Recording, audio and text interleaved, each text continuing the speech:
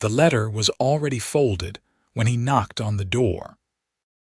Delia Crane stood at the small pine desk in her room at the Ridgecrest boarding house, the paper trembling between her fingers, her name written at the top in her own careful hand, because she had practiced it twice before getting the words right. Outside the single window, the last copper light of an October evening in 1882 was bleeding out over the flat Texas horizon, and the whole world smelled like dust and endings. She had been writing goodbye letters her entire life, in her head at least, rehearsing them the way other women rehearsed prayers. But this one was real. This one had ink on it. This one had his name, Levi Jarrett, written at the very bottom in letters so deliberate they looked carved. The knock came again, louder this time. Her heart did something violent and involuntary in her chest. She told herself it was the landlady, Mrs. Potts, coming to collect the week's rent 2 days early, as she sometimes did when her mood ran sour. She told herself it was the wind rattling the loose frame of the door. She told herself it was anyone in the world except the one person she had spent the last 3 hours trying to leave on paper. But she knew. She knew the way you know a storm is coming before the sky changes color, the way a body knows its own betrayal before the mind catches up. She pressed the letter flat against the desk and covered it with her open palm. The door opened without her permission because she had forgotten, in her distress, to slide the bolt. Levi Jarrett filled the doorframe the way he always filled every space he entered, not with arrogance but with a kind of quiet density, as if the air around him rearranged itself to accommodate him. He was tall, broad through the shoulders, with trail dust still on his coat and a hard ride written across every line of his face. His dark eyes found her immediately. They always found her immediately. He was not supposed to be here. He was supposed to be 3 days' ride east, in Caldwell, delivering horses to the Emerson Ranch. She had calculated that.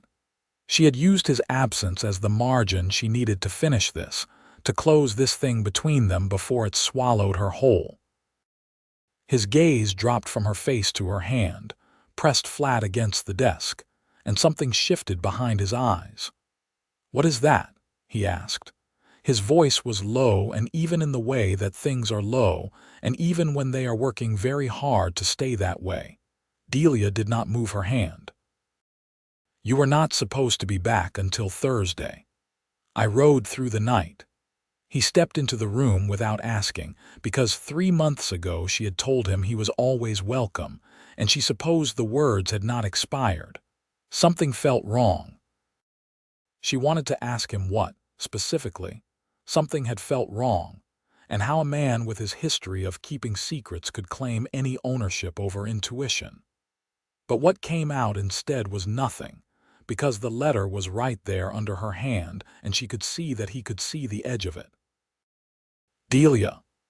He said her name like it was the last word left in a language going extinct. "Sit down, Levi," she said, because she needed a moment and she needed him far away from that desk. He did not sit down. To understand how Delia Crane and Levi Jarrett arrived at this particular precipice, you have to go back to July of that same year, to a drought-beaten Tuesday in Ridgecrest, Texas, when the population of the town was 412 souls. The temperature had not dropped below 90 degrees in 11 days, and a woman traveling alone with nothing but a carpetbag and a borrowed horse was the kind of sight that made every man in a saloon stop talking at once. Ridgecrest sat along the Kishome Trail corridor, not quite a cattle town but close enough to smell like one during the drives. It had a general store, a livery, a church that doubled as a schoolhouse, the boarding house run by Mrs. Potts, a doctor's office that the doctor himself only occupied 3 days a week when he rode in from Laredo, and a saloon called the Dusty Bell that served as the town's unofficial courthouse, gossip exchange, an occasional emergency shelter during bad weather. It was not a pretty town. It was the kind of place people passed through on their way somewhere else, or ended up in when somewhere else had not worked out. Delia Crane arrived on a Tuesday at approximately 2 in the afternoon, tied the borrowed horse to the post outside the general store, and walked in with the particular posture of a woman who had been through enough that she had stopped worrying about what she looked like. She was 26 years old.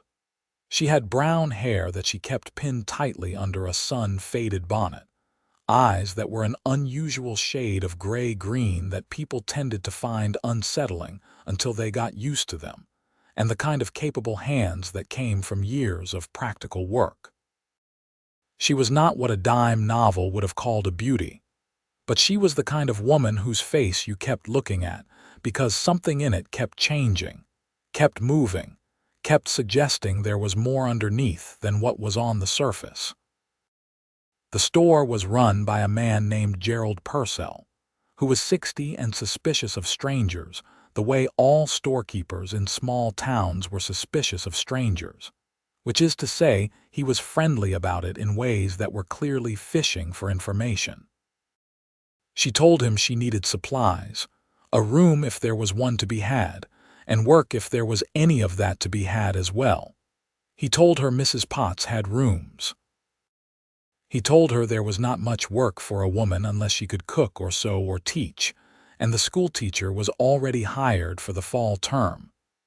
He told her the Dusty Belle was looking for someone to handle the kitchen, if she was not too proud. She said she was not too proud. She got the room. She got the job at the Dusty Belle, which paid in meals and a small wage that was less than what a man would have gotten for the same work, but more than nothing. She settled in with the efficient practicality of someone who had done this kind of starting over before. She had done it before. Before Ridgecrest, there had been San Antonio, where she had worked as a seamstress for a dry goods merchant and his wife until the wife became convinced, wrongly but with great certainty, that Delia had designs on the husband. Before San Antonio, there had been a small ranch outside of Uvalde, where she had kept house for an elderly widow named Mrs. Fontaine, who left her a small amount of money when she died, and made Delia promise to do something with it besides survive. Before Uvalde, there had been a marriage, brief and disastrous, to a man named Thomas Crane, whose last name she had kept because her own family name was gone, and you had to be called something. Thomas Crane had not beaten her. He had not been cruel in the ways that were obvious or easy to name. He had simply been the kind of man who needed a woman to be smaller than she was, and he had worked at it with such steady, patient determination that by the time she left she had almost convinced herself he was right. It had taken 2 years of careful, solitary reconstruction to remember the size she actually was. She did not talk about Thomas Crane. She did not talk about much of her past, which in a small town like Ridgecrest meant she was perpetually mysterious, which was both a burden and a protection. She had been in Ridgecrest for 11 days when she first spoke to Levi Jarrett. He came into the Dusty Belle on a Wednesday evening, which was unusual because most of the drovers and ranch hands came in on Fridays when they had pay in their pockets. He was alone, which was also unusual. He sat at the far end of the bar and ordered 1 whiskey, which he drank slowly and did not refill, and he had the look of a man who needed to sit somewhere that was not where he had been. Delia was behind the kitchen pass-through, handing a plate of beans and salt pork to the barkeep, Frank Dolly, when she noticed him. She noticed him for the same reason everyone noticed Levi Jarrett, which was the quality of his stillness. Most men in a saloon were in some form of motion, talking or drinking or looking around the room with the restless assessment of men who were accustomed to sizing up threats. Levi sat like a man who had already assessed everything and found nothing requiring action, and so he had simply stopped moving and was waiting. She found out his name from Frank Dolly, who knew everyone in a 30-mile radius. Levy Jarrett, Frank told her, ran a horse operation about 6 miles east of town.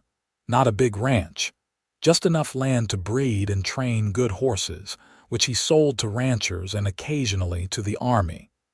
He had been in Ridgecrest for about 2 years.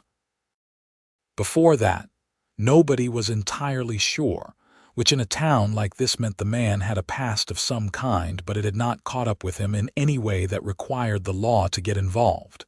He was 31 years old.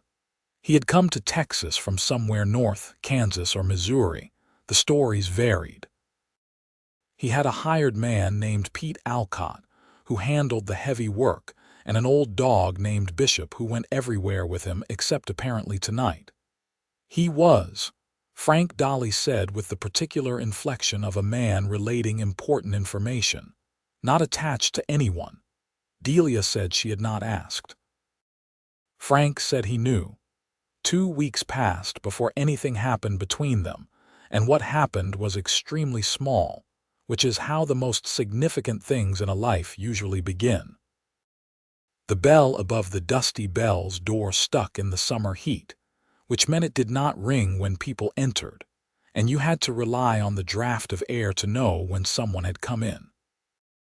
Delia had developed a habit of glancing toward the door when she felt that draft, and on a Thursday in early August, she glanced up from the pot of stew she was stirring and saw Levy Jarrett come in, and she saw the moment he scanned the room and found her before he found a seat, and she saw what crossed his face in that single unguarded second before he composed it again.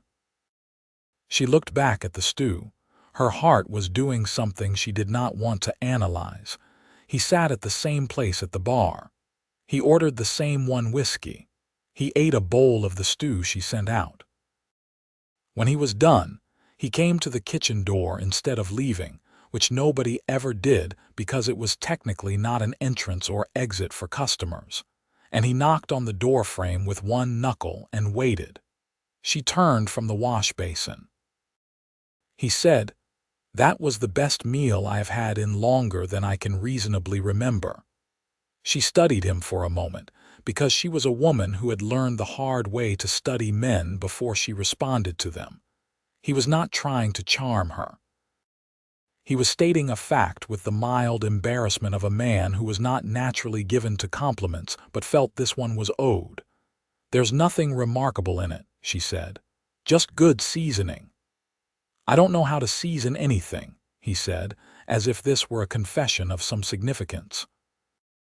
"Most men don't, I know." He looked down at the hat in his hands which he had removed, she noticed, before approaching the kitchen door. Then he looked back at her. "I'm Levy Jarrett. I know who you are," she said. "This is a small town." "I know who you are too," he said. "Delia Crane. You came from San Antonio. You're a good cook and you keep your own counsel, and Mrs. Potts says you're the best tenant she's had in 4 years. She raised an eyebrow. "You asked around." "I did." He said it without apology, which she respected more than she wanted to. "Why?" He thought about that for a moment with the seriousness of a man who did not treat questions as throwaway things. "Because I wanted to make sure you were someone worth knowing before I tried to know you." She should have sent him away.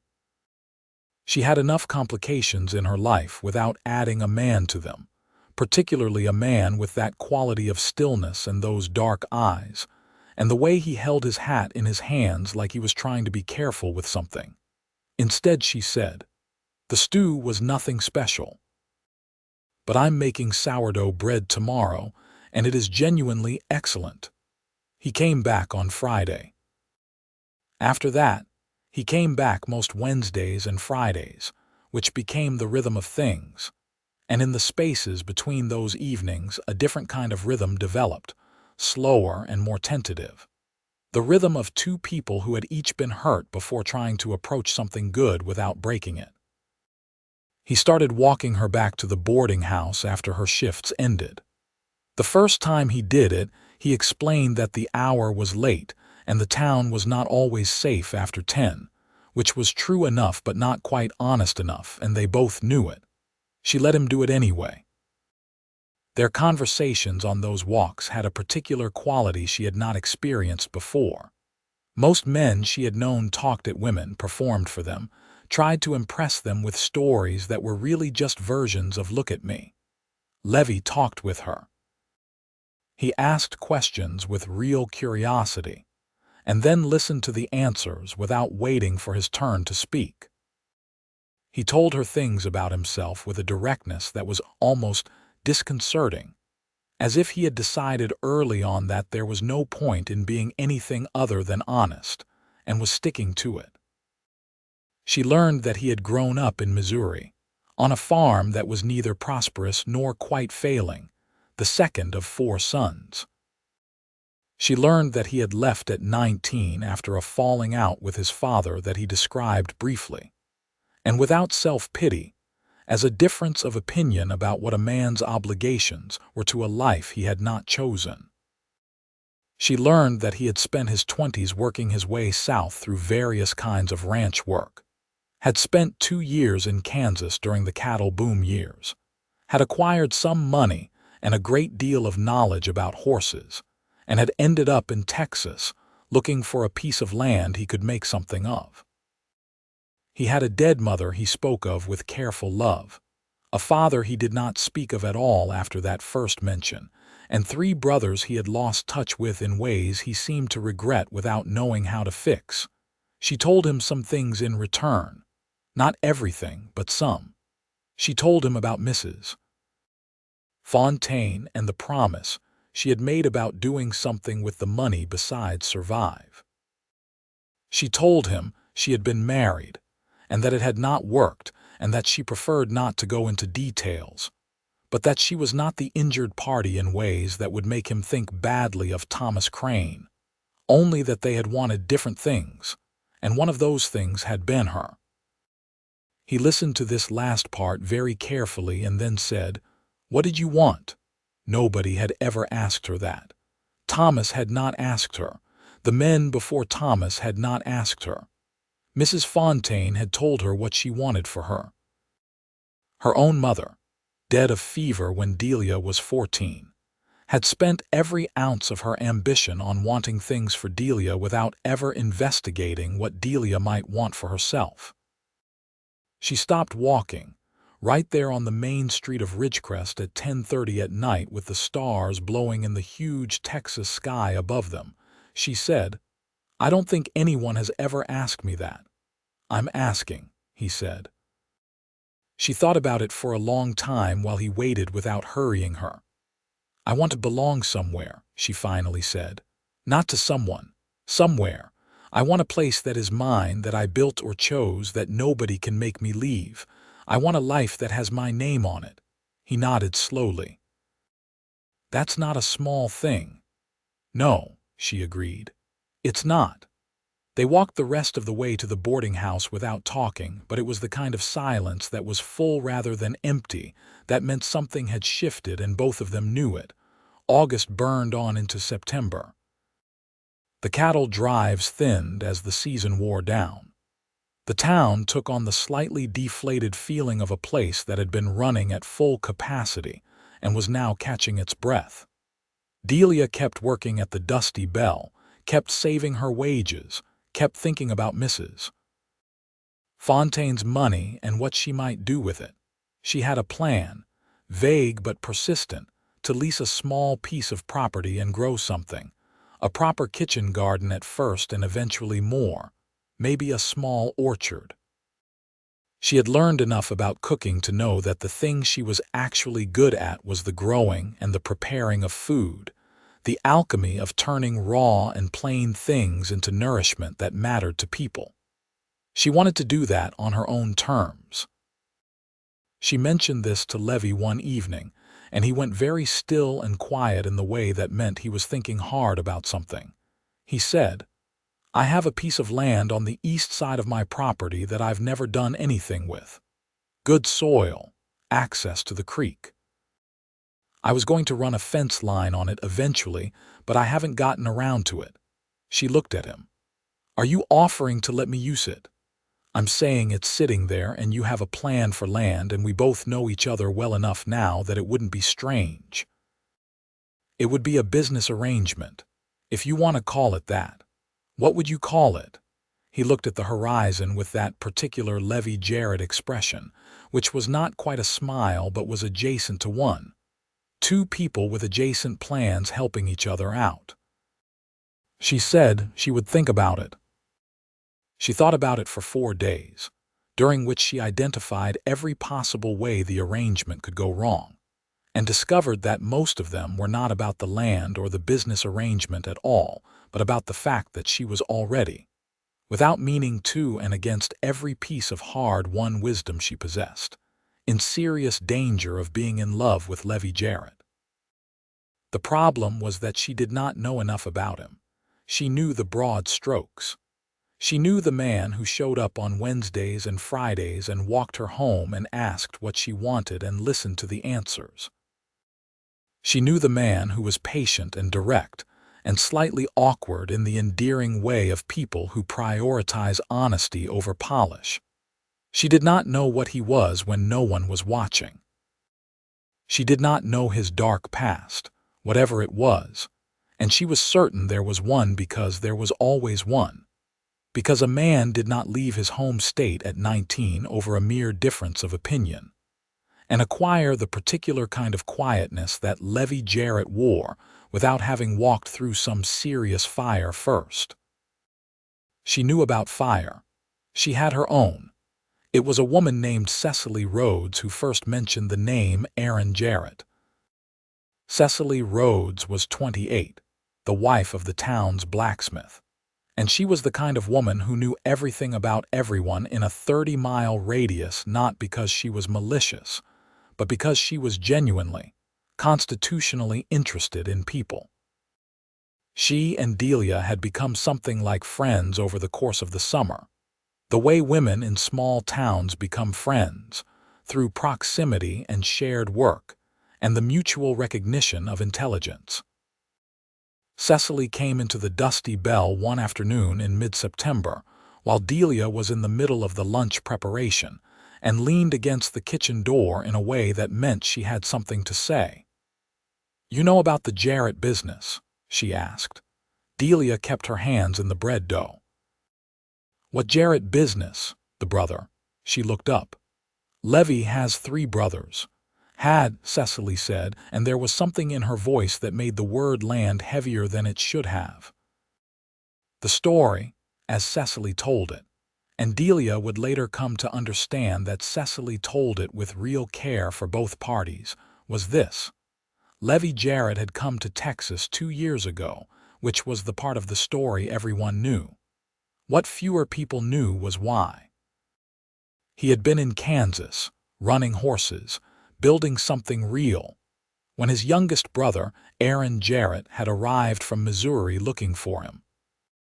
Aaron was 22 at the time, in some kind of trouble, financial or otherwise. The details were murky, and he had come to Levy because Levy was the brother who fixed things.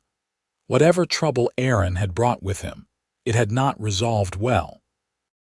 Aaron Jarrett had died in Kansas in the late spring of 1880, and Levy had left Kansas 6 weeks later, come south, found the land outside Ridgecrest, and by all accounts had not spoken of his brother to anyone since. Nobody in Ridgecrest knew exactly what had happened. What they knew was that Levy Jarrett had arrived in Texas with the look of a man who was carrying something very heavy and had no intention of putting it down. Delia stood with her hands in the bread dough and felt the landscape of what she thought she knew about Levy Jarrett shift and rearrange itself around this new piece of information. She went home that night and sat on the edge of her bed at the boarding house and thought about it. She thought about the way he never talked about Aaron. She thought about the way he talked about his brothers with a careful vagueness that she had initially taken for simple distance, the natural estrangement of a man who had left home young, but that now felt like something more deliberate.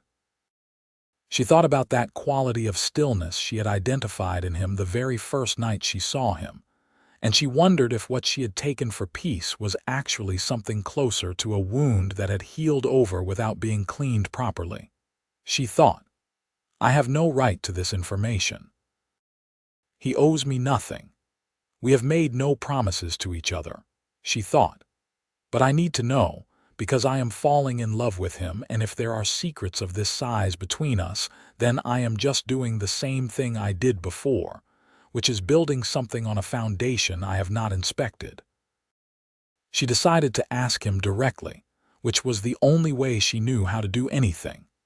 She asked him the following Wednesday, on the walk back from the Dusty Bell, in the careful, deliberate way of a person who has prepared themselves for a difficult conversation. She told him she had heard something about his brother Aaron. She told him she was not interested in gossip or judgment, that she simply needed to know if there were things in his past that would affect the present if they came to light, because she had been surprised by a dark past before, and she preferred not to be surprised again. He stopped walking. The street was empty. A lamp outside the hardware store threw a yellow square of light across the dust. His face was absolutely still in the way faces are when they are working hard. "Who told you?" he asked, and his voice had a quality she had not heard in it before, stripped down and taut.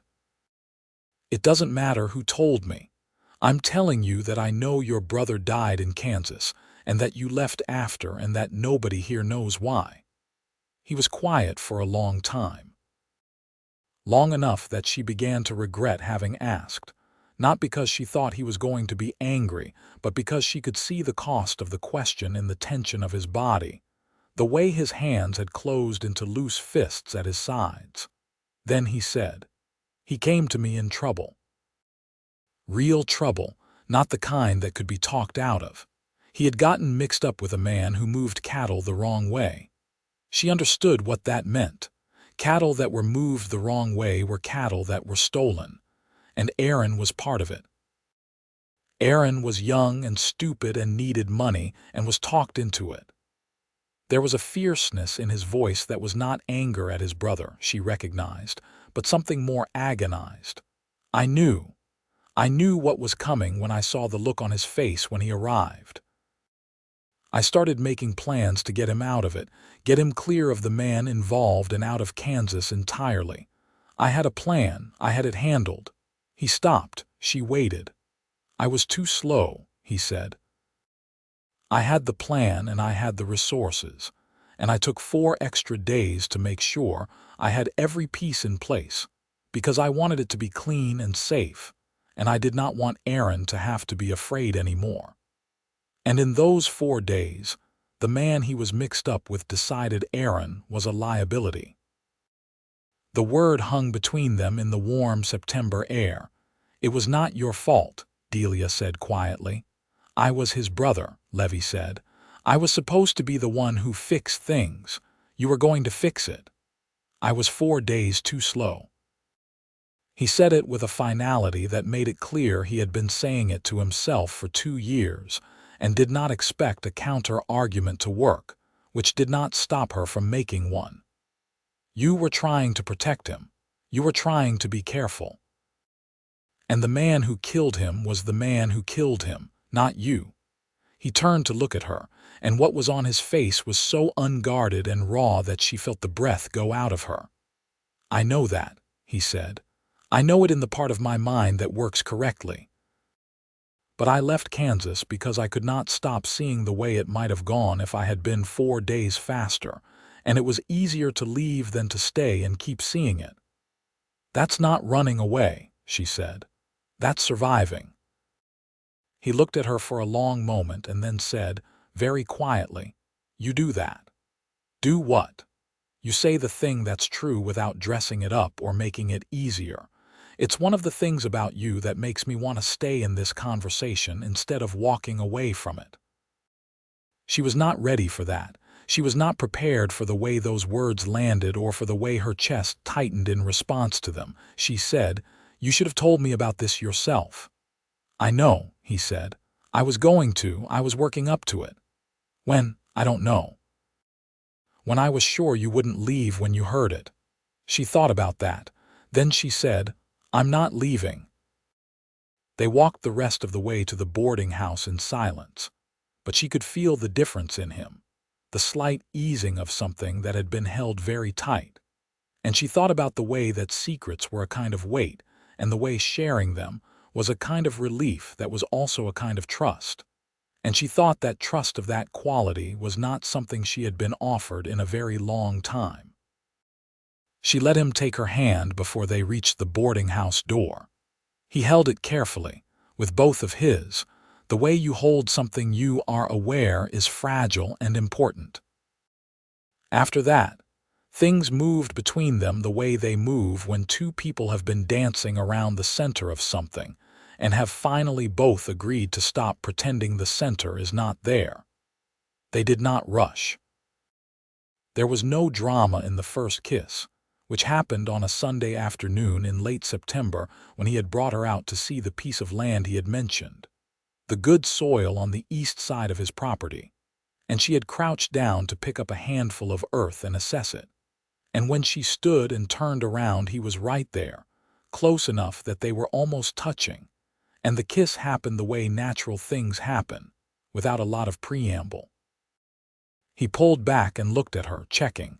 She said, "I have some conditions," he said. "Tell me." She told him.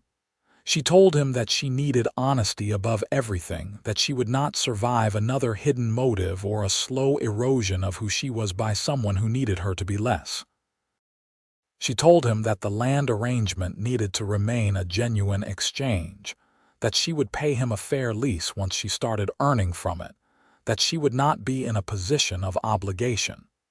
She told him that she moved slowly and that she needed him to be patient. He listened to every condition with the same serious attention he gave everything she said. When she was done, he said, "Those are all reasonable. I have one of my own. Go ahead. If something is wrong between us, you tell me. You don't go quiet and leave me guessing. I'd rather have an argument than a wall." She thought about Thomas Crane, about the way she had gone quiet for 2 years while he slowly rearranged her life, and how the silence had been its own kind of trap. "Agreed," she said. They shook on it with perfect solemnity, which made both of them laugh, and the laugh broke the last of the careful tension between them and left something easier in its place. October came. The land lease was formalized with a handshake, and a paper drawn up by the town's notary, who was also the postmaster, which in small towns in Texas in 1882 was not unusual. Delia began work on the kitchen garden, turning the good soil along the creek, planning what to plant before the first frost and what to leave for spring. Levy helped on the mornings he did not have horses to work, not out of obligation but because he liked the work, and because working alongside her was its own form of contentment. She met Pete Alcott, who was 40 and laconic, and assessed her over the course of about a week before apparently deciding she was acceptable, which was indicated by his beginning to greet her by name. She met Bishop the dog, who was old and gentle and took to her immediately in a way that Levy seemed to find both pleasing and slightly absurd. Cecily Rhodes, when she heard about the land arrangement, gave Delia a long and significant look and then said, without malice, "Well, that escalated." Delia said it was strictly a business arrangement. Cecily said she had seen the strictly business arrangement walking hand in hand to the boarding house last Tuesday. Delia changed the subject. What she did not tell Cecily, what she did not tell anyone because she barely admitted it to herself, was that she was happy. Not content, not merely managing, but genuinely, operatically happy in a way that frightened her because she knew how quickly things could reverse. She had been happy once before, early in the marriage to Thomas, and she had watched that happiness methodically disassembled over 2 years until she could no longer identify its original shape. The difference, she told herself, was Levy. The difference was that she knew what she was building with him because she had helped build it, brick by brick, conversation by conversation, and every brick was something real, something honest, something she had put her hands on and verified. But the fear was still there. It was always there.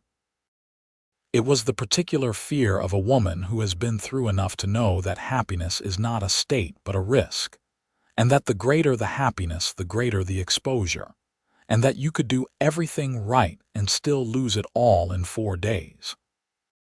This is what she was thinking about, without quite realizing she was thinking about it.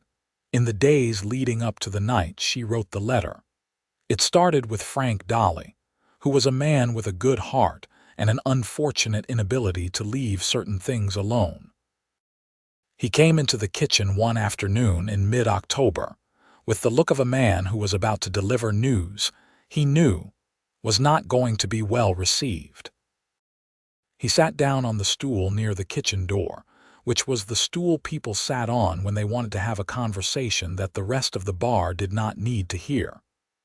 "I heard something today," he said, "that I figure you'd want to know, seeing as it involves you and Levy." She kept her back to him and kept chopping the onions on the board. "Go ahead." "Man came through this morning, stopped in for a drink from Kansas." He paused. He knew Levy, or he knew of him. He knew about the business with Aaron Jarrett. Her hand slowed. He said, "There's a man coming down this way. Name of Sutton, Roy Sutton.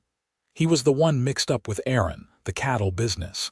He got out of the legal trouble apparently, but he's been carrying a grievance for 2 years. He blames Levy for Aaron having talked to the law before he died." She turned around.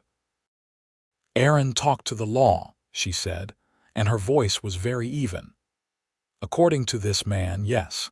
He said Aaron at the end made a statement. It didn't put Sutton in prison, but it cost him.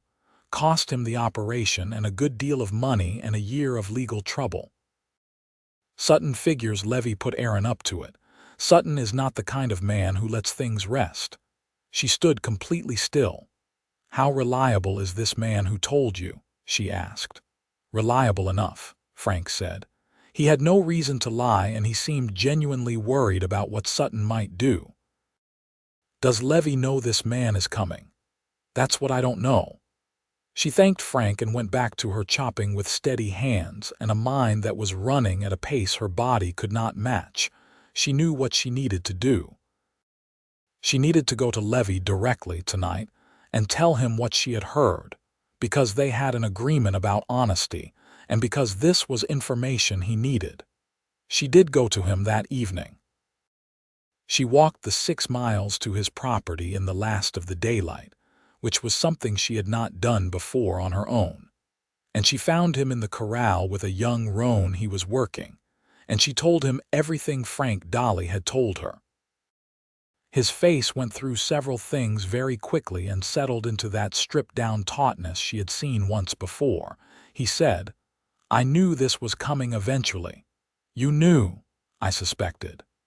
He let the roan move away and turned to face her fully. "What Aaron told the law, I didn't put him up to it.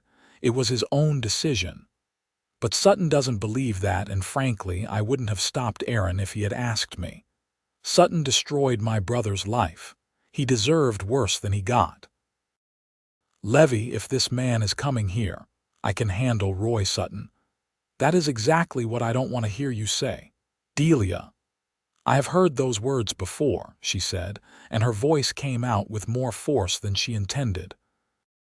"I have heard men say they can handle things, and I have watched what happens when it turns out they cannot, and the person standing next to them is the person who pays the cost." He was quiet for a moment, watching her face. "This is not the same," he said. "How is it not the same?" "Because I am not going to do anything foolish.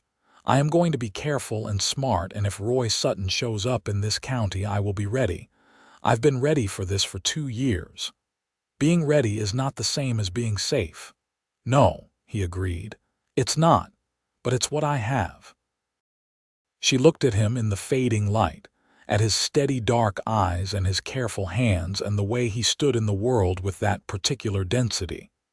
And she felt the fear rising in her, not of Sutton, not of the threat, but of the simple naked fact that she loved this man enough that his death would be a thing she would not recover from.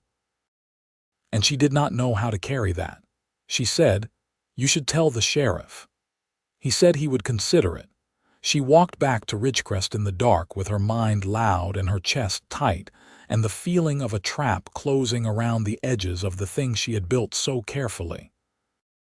The next 3 days were difficult in ways that were mostly interior. Sutton had not appeared. Levy was quiet, more so than usual, with the concentrated quality of a man who was turning a problem over and over looking for the right solution. She went to the property each morning to work the garden, and they moved around each other with a kind of careful courtesy that felt different from the ease of the previous weeks. She noticed the distance and named it to herself as fear, both his and hers, taking up the space that had previously been something lighter. She also noticed, because she was thorough even about things she would rather not notice, that she had started making mental calculations. That she had started, quietly and against her will, measuring the dimensions of what she stood to lose and comparing them to what she was capable of surviving. On the 3rd day after the conversation with Frank Dolly, she came back to the boarding house in the late afternoon and sat at her small desk and looked at the blank page in front of her for a long time. Then she started writing. She did not write a goodbye letter because she had stopped loving Levy Jarrett. She wrote it because she had recognized, with a cold and terrible clarity, that she loved him too much, that the love was the size of the fear, and the fear was the size of a catastrophe she could see approaching from a very long way off. She wrote it because she had a pattern of staying in situations until the worst happened rather than leaving before it could.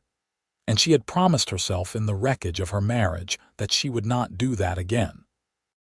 She wrote it because she thought leaving now, cleanly, with her heart still intact enough to carry her, was the brave thing to do. She was wrong. She would understand later that she was wrong. But in that moment, the logic was airtight and the letter wrote itself. She told him that what they had built was real and good, and that she was grateful for every piece of it. She told him that the land arrangement should stand regardless of anything else, and that she would honor her end of it.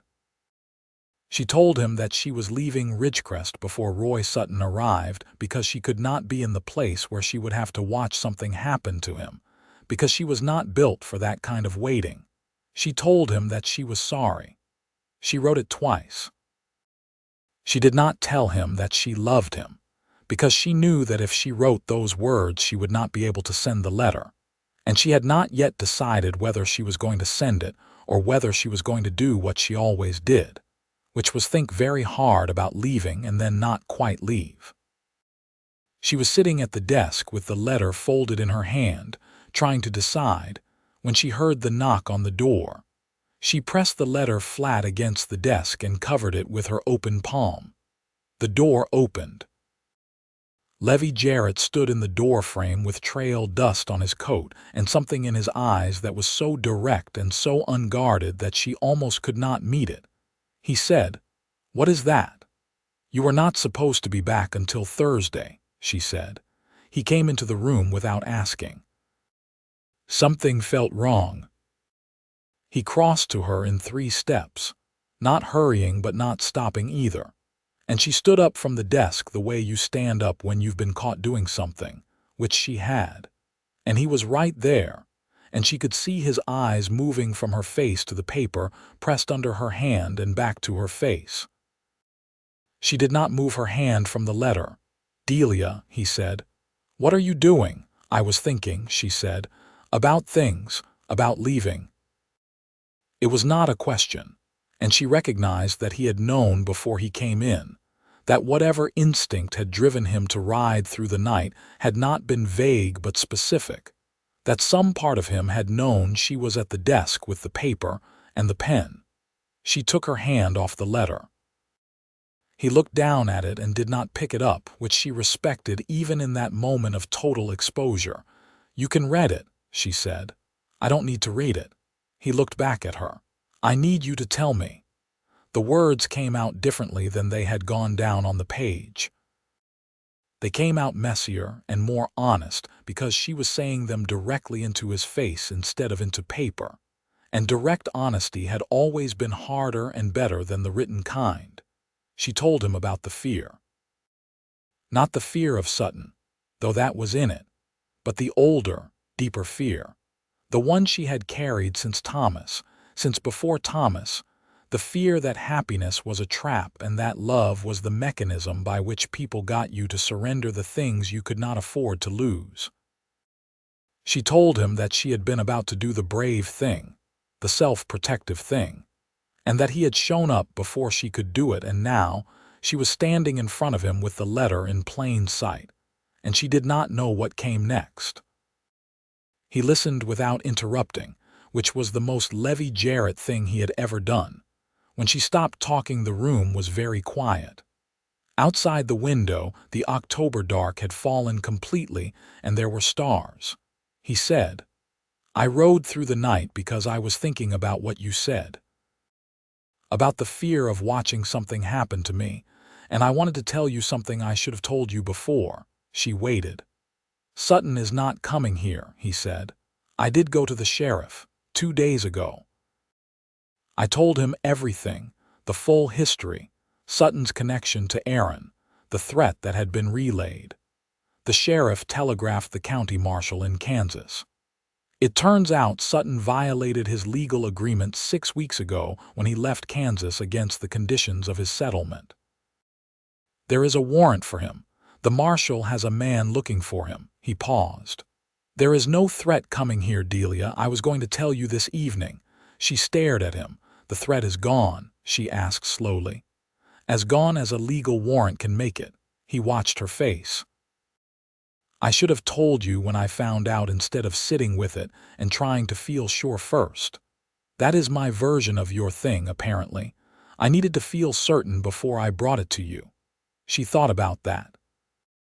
She thought about the way they had both been doing the same thing, carrying their fear privately and trying to resolve it alone before presenting the clean answer to the other person, and how that had almost ended in a goodbye letter that would have been the worst mistake of her life. "We are," she said slowly, "both very bad at this." "We're getting better," he said. She looked at the letter on the desk. Then she picked it up and crossed to the small iron stove in the corner and opened the grate and put the letter inside. The paper caught immediately. The words she had spent 3 hours finding burned in about 4 seconds. She closed the grate and turned around. He was looking at her with an expression she did not have a word for. It was not relief exactly, though relief was in it. It was something more like the face a person makes when they have been holding their breath for a very long time and have only just been told they are allowed to exhale. She walked back to him and stood close enough that she had to look up. She said, "I love you. I did not put it in the letter because I knew I would not be able to send it if I did, but you should know. You have known it for a while, probably." "Since the onions," he said. She blinked. "What?" "The first time I went to get your opinion on the land. You were in the kitchen. You had been cutting onions. You had tears on your face and you were completely unbothered by them. And I thought, that is a woman who does not waste energy on performance, and I thought, I am completely finished."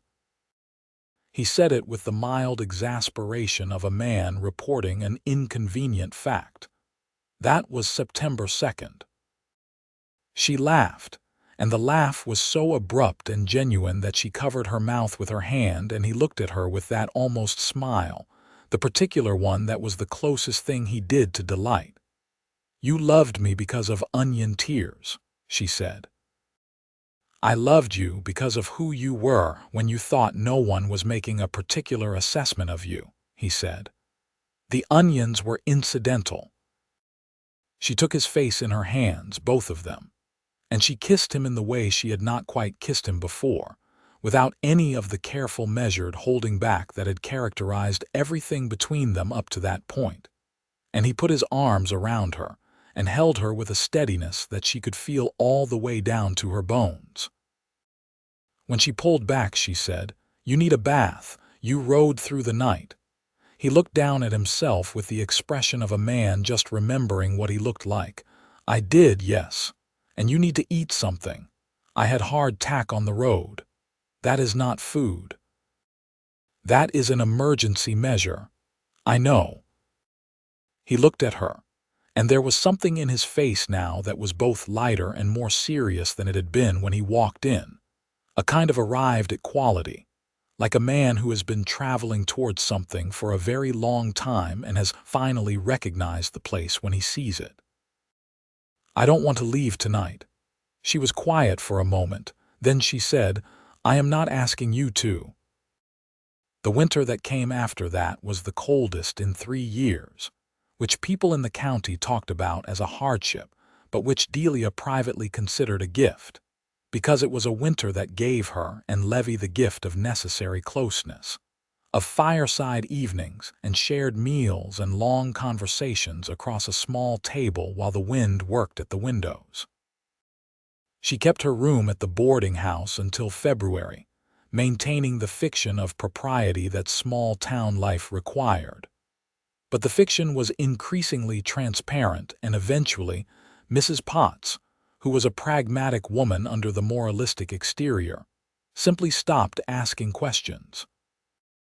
Levy proposed to her in the kitchen of his ranch house on a Sunday morning in January, with no ceremony and a great deal of seriousness.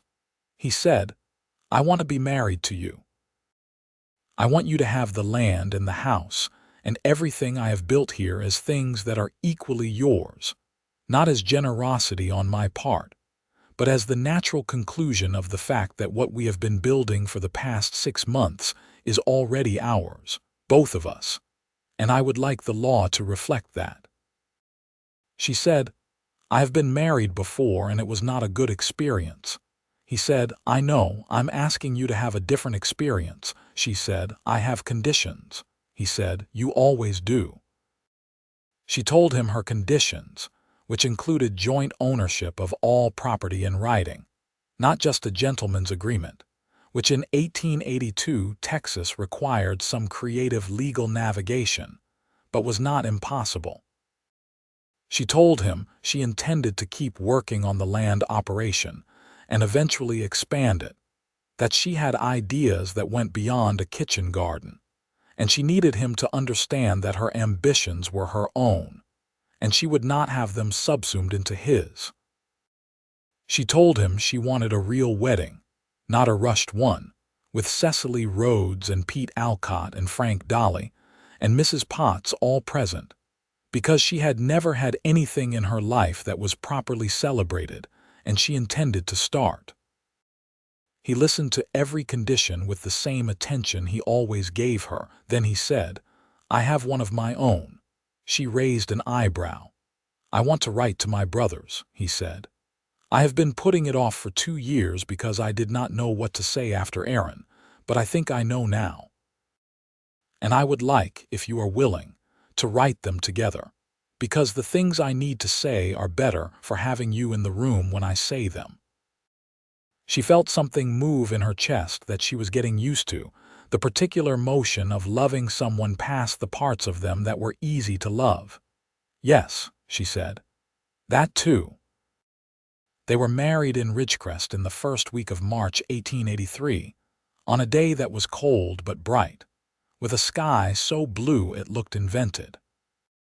The ceremony was in the church that doubled as a schoolhouse, conducted by the circuit preacher who came through once a month, and attended by everyone they had named plus the better part of Ridgecrest's 412 souls, because small towns do not miss weddings. Cecily Rhodes cried, which she had predicted she would not do and did anyway. Pete Alcott shook Levy's hand for a very long time without saying anything, which was his version of a speech. Mrs. Potts brought 2 pies. Frank Dolly closed the dusty bell for the afternoon and opened it for the evening celebration. And the evening celebration was one of those occasions that small towns remember for years, not because of any single remarkable thing that happened, but because of the accumulation of music and dancing and the particular warmth that comes when the right people are in the right room at the right time. Delia danced with Levy for most of the evening, and she was not a practiced dancer, and neither was he, and they were both aware of it and did not care at all. She thought about Mrs. Fontaine's instruction to do something with the money besides survive. She thought, I am doing it. This is the thing. The spring of 1883 was wet, which was exactly what the land needed, and Delia's operation by the creek expanded from a kitchen garden into something genuinely ambitious. She put in a half-acre of vegetables with varieties she had researched over the winter in a seed catalog from a supplier in San Antonio.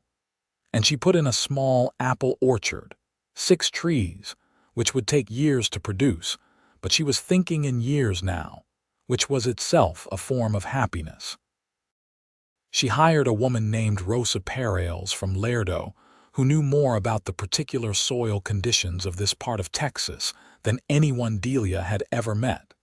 And together, they developed a rotation plan that would keep the land productive year-round. The two of them conducted their working relationship with a mutual respect that deepened quickly into friendship, and Rosa's presence on the land changed the texture of the daily work in ways Delia had not anticipated and was grateful for.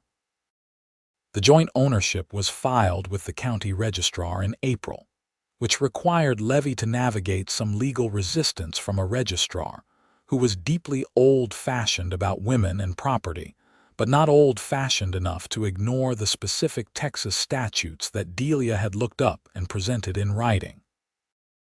The registrar, presented with the relevant legal text, and with the clear evidence that he was dealing with a woman who had done her research and would return if he declined, recorded the deed with joint ownership as requested. Levy told her afterward that watching her face down the registrar had been one of the finest things he had ever seen. She said she had not been facing him down. She had simply been citing applicable law. He said the distinction was not apparent from the outside. In May, a letter came from Missouri. One of Levy's brothers, the eldest, a man named Cal Jarrett, wrote back. The letter was cautious and somewhat stiff, as letters between people who have been estranged and are trying to find their way back tend to be, but it was there. It existed. It was a beginning. Levy read it at the kitchen table and then read it again and then folded it very carefully and put it in the pocket over his heart. He said, "He wants to come visit. Maybe in the fall," Delia said. "Then we will make the house ready for him."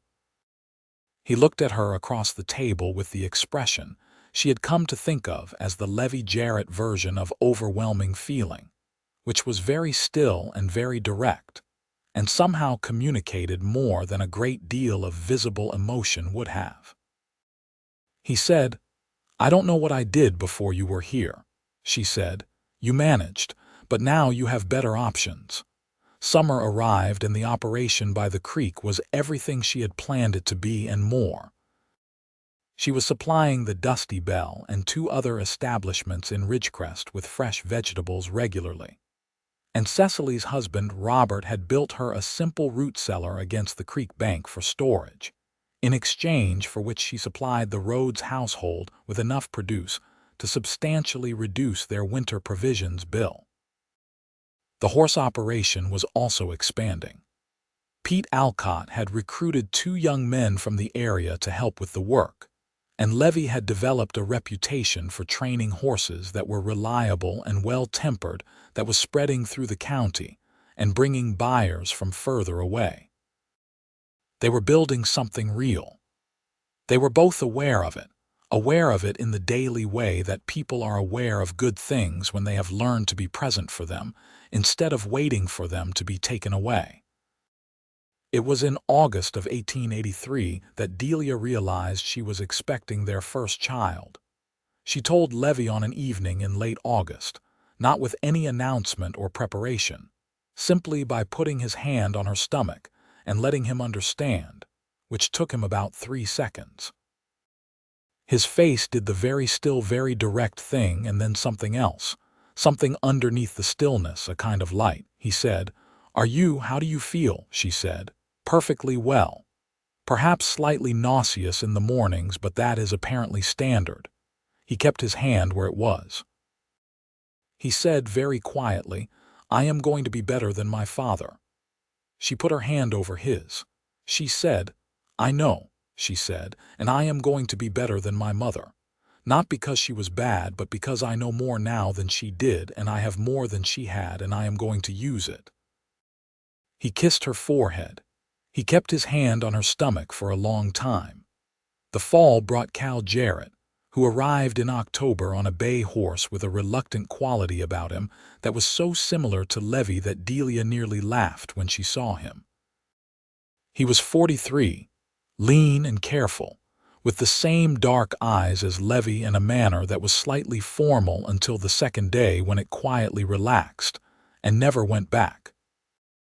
He and Levy had a long conversation on the second evening that Delia was not part of and was not meant to be, and she occupied herself with the bread and the books and did not listen, though the sounds reached her sometimes, the low voices, one of them and then the other, and once a long silence, and then something that was not quite laughter but was adjacent. Cal came into the kitchen afterward and sat down and said, "You are good for him," she said. "He is good for me." Cal considered this. "He tells me you came here alone, that you were building something on your own before he was any part of it." "That's right." "Good," Cal said, with a definiteness that surprised her. He needed someone who was not building on him, someone who had their own foundation. She liked Cal Jarrett considerably after that. He stayed for 2 weeks and left with promises to come back. And this time, Delia believed the promises would be kept, because they were made between two men who had stopped pretending the distance between them was acceptable. The baby was born in February of 1884, a boy, arriving in the cold dark of an early morning after a labor that was long and frightening, and handled by the doctor, who this time happened to be in town, and by Cecily Rhodes, who refused to leave, and whose presence was worth more than anything the doctor did.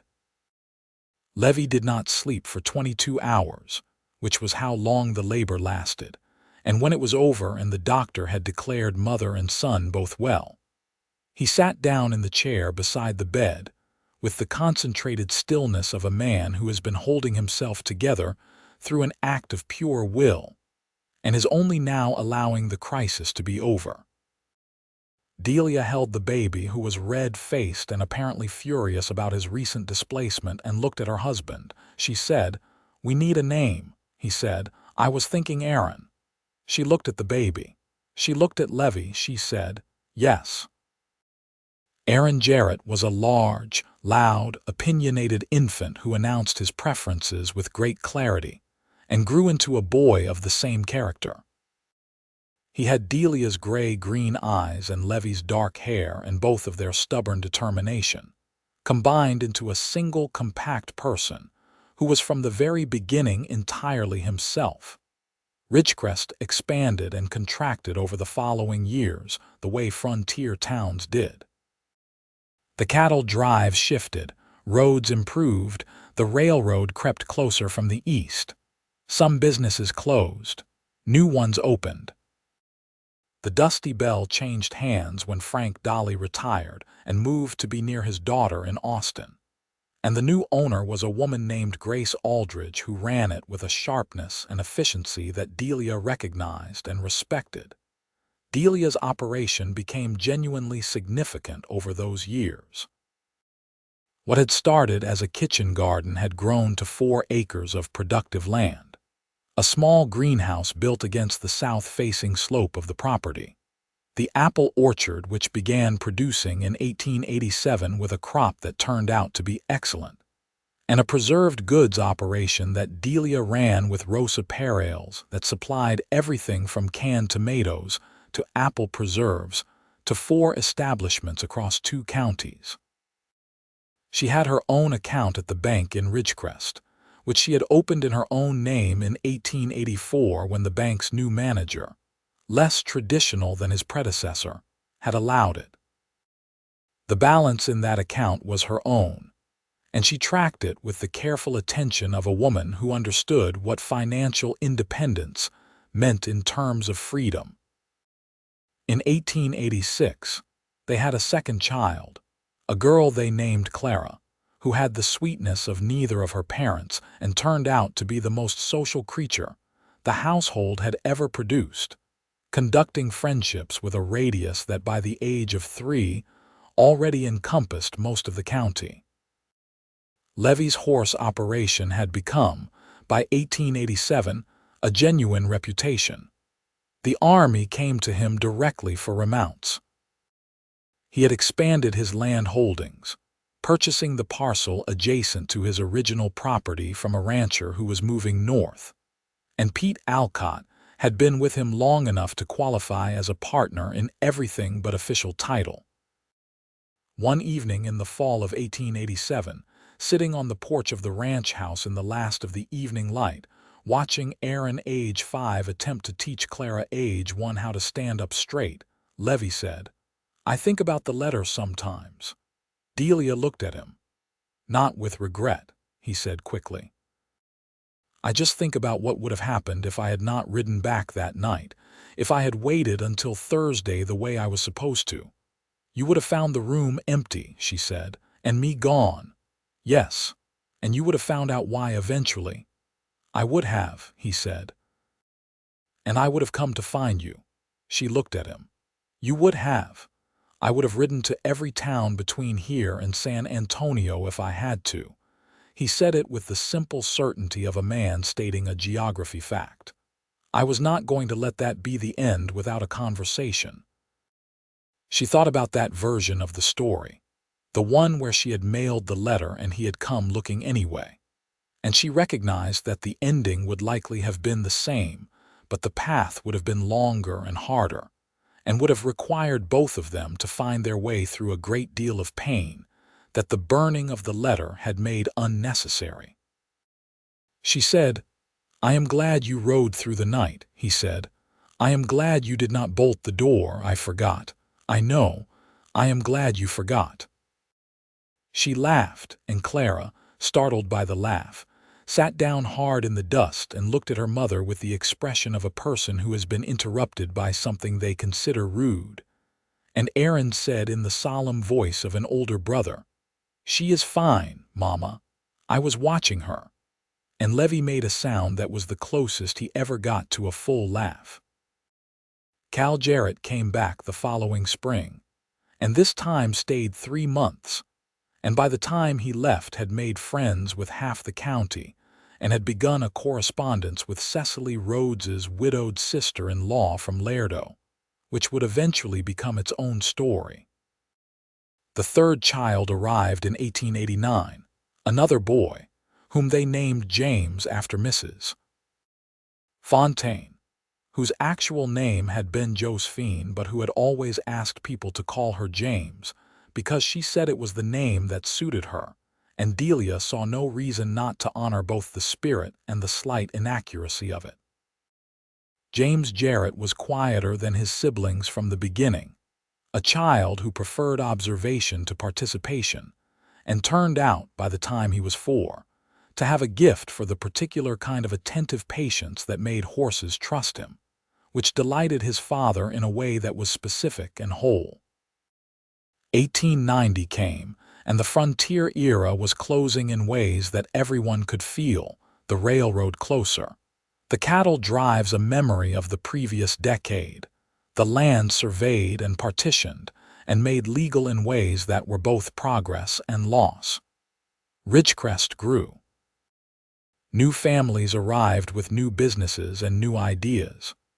The schoolhouse became a dedicated schoolhouse, and a church was built on the east side of town, a proper one with a bell tower. Delia was 34 in 1890 and had been in Ridgecrest for 8 years and owned 4 acres of the best producing land in the county and a preserved goods operation that employed 3 women including Rosa Perales and sold as far as San Antonio. She was not small anymore. She had not been small in a very long time. She thought about Thomas Crane sometimes, not with bitterness, because she had processed that a long time ago and put it where it belonged, but with a kind of clinical interest in the woman she had been and what had been done to her, and how completely she had recovered from it. She thought about what she would say to that woman now. She thought she would say, "You are building correctly. Keep going, but build faster because there is more to build than you know."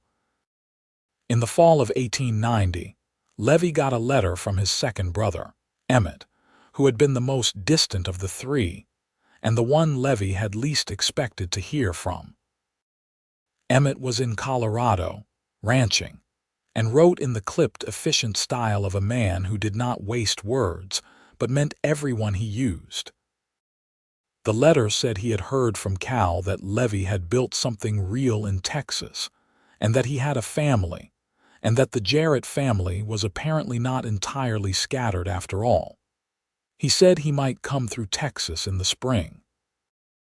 Levy read this letter 3 times at the kitchen table and then said to Delia, "I thought Emmett was past finding," she said. "People who are lost sometimes find their own way back when the terrain is right." He folded the letter. He said, "You believe that?" She said, "I spent 6 years trying to find my own way back to myself. I know it is possible."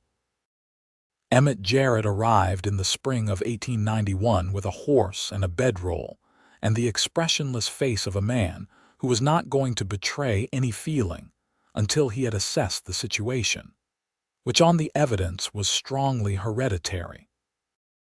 He shook Levy's hand at the gate, and then stood there looking at the ranch and the land and the house and Pete Alcott and Bishop II, because Bishop I had died the previous winter and had been replaced by a puppy of the same personality, who was also called Bishop, because Levy said you named a type rather than an individual. Then Aaron, age 7, came running out of the house and stopped in front of Emmett and said, "Are you my uncle?" And Emmett looked down at him, and the expressionless face did something involuntary and complicated. He said, "I am." Aaron said, "Papa said you might come. I saved you some of the preserves because Clara ate most of them, but I stopped her." Emmett said, "Thank you." He stayed for 6 weeks. He and Levy went riding together twice, long rides across the property and out onto the open country. And Delia did not ask what they talked about, because she knew those conversations were doing the work that needed to happen in the way it needed to happen. What she noticed was that Emmett, by the 4th week, had started looking like a man who had put something down that he had been carrying for a long time. She recognized that look. She knew what it meant. On the evening before he left, she and Emmett sat on the porch while the children were being put to bed and Levy was checking on the horses. Emmett said, "He told me about Aaron." She said, "Yes, he told me about the letter too." She was quiet for a moment. Emmett said, "He said if you had been gone when he got back he would have gone after you." She said, "He told me the same thing." Emmett looked at the horizon with the Jarrett look. That's what he was like with Aaron too. He was always the one who went after people. He paused. "It's a good quality. Even when it goes wrong, even when it doesn't save them, it's still the right thing to be." She thought about Levy riding through the night because something felt wrong, arriving at her door with the trail still on him, saying her name like it was the last word in an expiring language. She said, "Yes, it is." Emmett went back to Colorado and wrote regularly after that. And the letters between the brothers who were left grew into a correspondence that was the reconstruction of something broken, imperfect and slower than anyone would have wanted, and genuine in the way that things are genuine when they have been built from surviving the worst rather than from avoiding it. The summer of 1892 was when Delia made the decision to expand the preserved goods operation into a formal business, leasing a small commercial kitchen space in Ridgecrest from Mrs. Aldridge, who had expanded the Dusty Bell and had additional space available, and filing the paperwork to make the operation a legal commercial entity under both her name and Rosa Perales's as equal partners. The filing caused some conversation in Ridgecrest, which she was used to and which she found she cared about less and less as the years went on. The operation was successful and the work was good, and it provided income and employment for women in the county who needed it, and those facts were more durable than anyone's opinion of the arrangement. Levy said, when she told him about the partnership with Rosa, "Good. She has been the reason half of it works for years." She said, "She has. I am glad you see that," he said. "I see most things, I am just quiet about them." She said, "I know. It took me a while to learn the difference between quiet and absent." He looked at her. And now I know exactly where you are even when you are not in the room," she said. He was quiet for a moment. Then he said, "That is the best thing anyone has ever said to me," she said. "Better than onion tears," he said. "Equal." The fall of 1893 brought Aaron his 8th birthday, which he celebrated by demanding a horse of his own, which Levy provided in the form of a small spotted mare who was patient and sure-footed, and who Aaron named Delia Roman II over his mother's vigorous protest. Clara was 7 and had discovered that she had a talent for mathematics, which the new schoolteacher, a young woman from Austin named Miss Hargrove, encouraged with a thoroughness that Delia found profoundly satisfying. James was 4 and still more interested in standing at the fence watching the horses than in any of the more conventional entertainments of childhood. It was a life. It was a specific, particular, textured life, full of the daily work and the daily argument and the daily laughter and the daily accumulated weight of choosing each other on purpose. One evening in the late fall of 1893, Delia was sitting at the same pine desk in the same room, which was now the study of the ranch house and not a boarding house room, writing figures in the account ledger, when Levy came in and stood behind her and put his hands on her shoulders and looked at the desk. She said, "Don't say it," he said. "I wasn't going to say anything." She said, "You were going to say something about the letter." He was quiet for a moment. "I was going to say that the last time I saw you at this desk I was very afraid." She put the pen down and leaned back against his hands. "So was I," he said. "I know." He bent down and pressed a kiss to the top of her head. "But you burned it." "I burned it. And I showed up before you could send it." She turned in the chair to look up at him, and his face was right there, the face she knew better than any other thing in her life, dark-eyed and steady, and with that quality of arrived at peace that she had first seen flickers of through the exhausted closed-up version he had brought to Texas, and that had opened over the years into something full and certain. She said, "You would have come after me anyway." He said, "Yes," she said, "I know." She stood up, and he folded his arms around her the way he had learned to do over the years, the particular fit of it. And outside the window, the November sky was wide and cold, and full of stars the way it had been on the night she first told him she was not leaving. She was not leaving. She had never been going to leave, not really, not at the deepest level, which was the level the letter had never quite reached, because the deepest level had already made its choice and the deepest level knew what it had and what that was worth. But she was glad, past the depth of any word she had for it, that he had shown up anyway, that he had ridden through the night because something felt wrong, that he had knocked on the door she had forgotten to bolt, that she had turned around. Outside, Bishop II barked once at something in the dark and then went quiet. In the room down the hall, James was sleeping. Aaron and Clara had been asleep for an hour, Aaron probably dreaming about the spotted mare and Clara probably dreaming about something mathematical. Rosa Perales was home in town with her family. Pete Alcott was in the bunkhouse. The horses were settled. The ledger sat open on the desk with the figures in Delia's careful handwriting, the account of what they had built, the real account, the one with numbers in it. But the other account, the one without numbers, the one that could only be kept in the part of a person that outlasts the rational, was also there, also open, running forward into a future that was wide and clear. And for the first time in Delia Crane Jarrett's life, entirely and completely hers. And his, both of theirs, which was the only way she had ever wanted it.